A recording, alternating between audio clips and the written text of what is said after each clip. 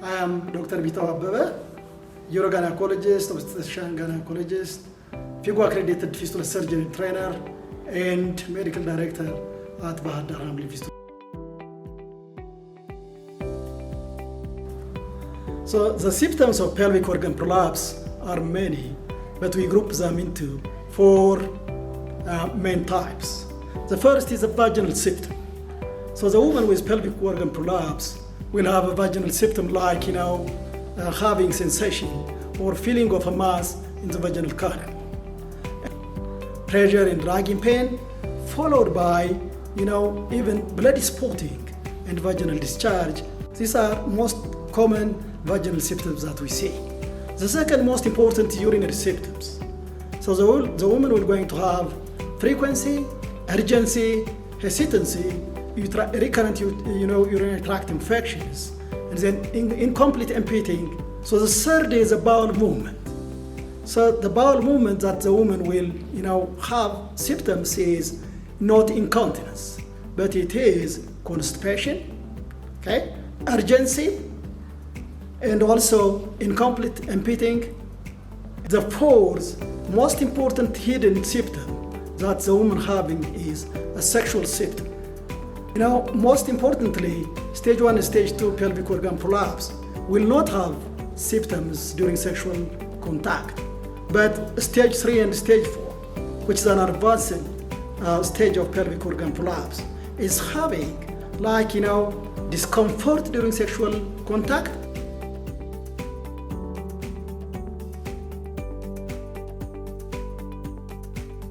so we say pelvic organ prolapse can be diagnosed from the history.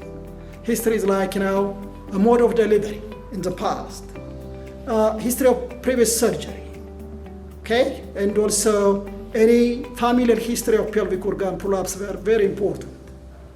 This is to elicit important history, and on examination, importantly is to find out the stage of the prolapse in the woman. So we examine the pelvis in different positions to find out the stage of the prolapse. And then we do ultrasound. Ultrasound is to find out additional pelvic organs in her abdomen or in the pelvis, so that the mode of management or treatment will change depending on the presence or absence of the mass. And the other is even we can do MRI to identify the detailed findings of the structures. So, and even preoperative preparations, like we do the complete blood count, the random blood sugar, the blood group with RH, the renal function test. If they are old, above 50, we do chest X-ray and also echocardiography. These are the investigations. So by this, at least we can identify the stage of the prolapse and also the problems that she's having, the symptoms.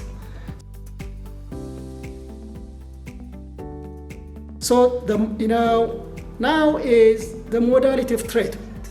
The modality of treatment for the pelvic organ prolapse in Ethiopia, especially of in the Hamli Fistula, Ethiopia, is having, at least we do open surgery. We don't have a minimally invasive surgeries, but we do open. But before we go to the surgery, we have non-surgical management. These are, we say, the pelvic floor exercise, which we call is Kegels exercise. What we do in Kegels exercise is we ask the woman to hold urine and gas not to escape. By doing so, we train her how to hold it. And the second is, the lifestyle modification.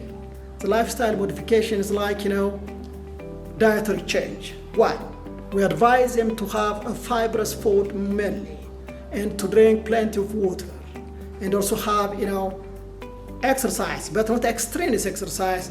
We advise them walking and so on, not carrying, not lifting. So this is exercise and weight management. We advise them to reduce the amount of food and also, change the type of food they eat. And the third important is we call it pessary. Pessary is a device inserted into the vagina to support the pelvic organs at its normal position. Pessary is not common to use in Ethiopia for a mother with pelvic organ prolapse, but I had a chance to get at least 500 pessaries from the United States during my research. So pessaries are generally divided into supporting pessaries and space-occupying pessaries. The fourth non-surgical option is a physiotherapy. A physiotherapy is, this is a pelvic floor physiotherapy by a trained personnel. Research showed that it has improved the pelvic supporting structures to keep the pelvic organs at its normal position. And these are the non-surgical method. The surgical method, we have two types of surgeries that we do for our muscles. Open surgery is practiced in Ethiopia, especially in Hamlin Fistula, Ethiopia. So, of the open surgeries, we call it reconstructive and obliterative surgeries. Reconstructive is both vaginal and abdominal. In vaginal, reconstructive is to preserve the uterus in. So what we do is, we preserve the uterus by doing the term called sacrospinous hysteropexy. We preserve the uterus by doing this. The second is uterosacral hysteropexy. So this is the vaginal procedures to preserve the uterus for a woman to want fertility. So now, the obliterative procedure is for an older woman, a woman with comorbidities like, an advanced heart disease, chest disease, kidney disease, or, even liver disease we do. And the other is, a woman with severely anemic. We do a short procedure, a procedure that we're going to lose only minimal amount of blood,